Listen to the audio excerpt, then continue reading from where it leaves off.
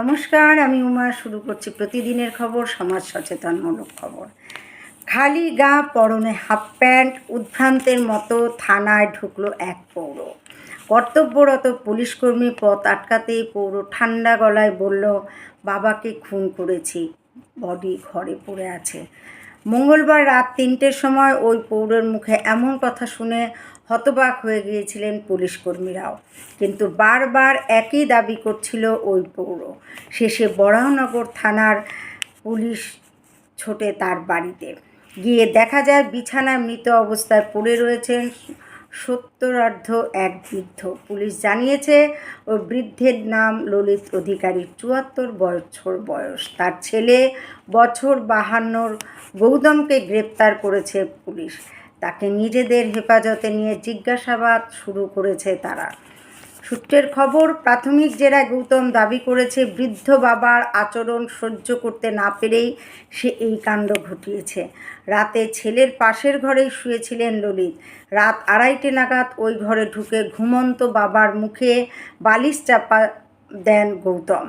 বাবার মৃত্যু সম্পর্কে নিশ্চিত হওয়ার পর কিছুক্ষণ ঘরেই বসে থাকে সে। তারপর বরাহনগর থানায় গিয়ে আত্মসমর্পণ করেন। গৌতমের বোন রেণু ঘোষ জানান যে বড় কোনো ঝামেলা ছিল না, তেমনটা নয়, তবে ভাই অল্পেই মেজাজ হারাতো, কিন্তু ঠিক কী কারণে বাবাকে খুন করলো তা বুঝে উঠতে পারছি না। তিনি আরও বলেন, ভাই ছোট বয়স থেকেই নেশা করত, সেই নেশাই সব শেষ করে দিল।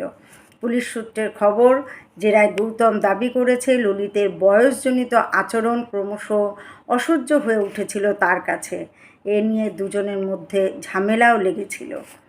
ব্যারাকপুর সিটি পুলিশের উপনগরপাল অনুপম সিংহ বলেন, গৌতম যা দাবি করছে খুনের পেছনে সেটাই একমাত্র কারণ কিনা তা খতিয়ে দেখা হচ্ছে। বন্ধুরা, আপনারা খেয়াল রাখবেন অবশ্যই এই ধরনের কোনো ঘটনা যেন আর না ঘটে, কারণ বয়সজনিত কারণে অনেকেই কিন্তু বাবা মায়ের উপরে অসহ্য হয়ে ওঠেন, বাড়ির বয়স্কদের উপর অসহ্য হয়ে ওঠেন। এটা কখনোই উচিত না, কারণ বয়সের সময়ে অনেকেরই অনেক রকম শারীরিক পরিবর্তন আসে। বৃদ্ধ বয়সে অনেকটা বাচ্চাদের মতন আচরণ করে তারা, আবার কোনো রোগ ব্যাধিরও জ্বালা যন্ত্রণা থাকে, তাই সেসবও কিন্তু তখন তারা সহ্য করতে পারে না। সেই কারণের জন্যই আপনারা খেয়াল রাখুন যাতে কোনো সংসারেই এইরকম না হয় যে বয়স্ক যারা রয়েছেন তাদের যেন অবহেলা না করা হয়।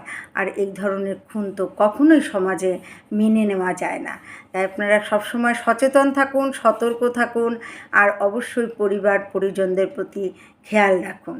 নমস্কার।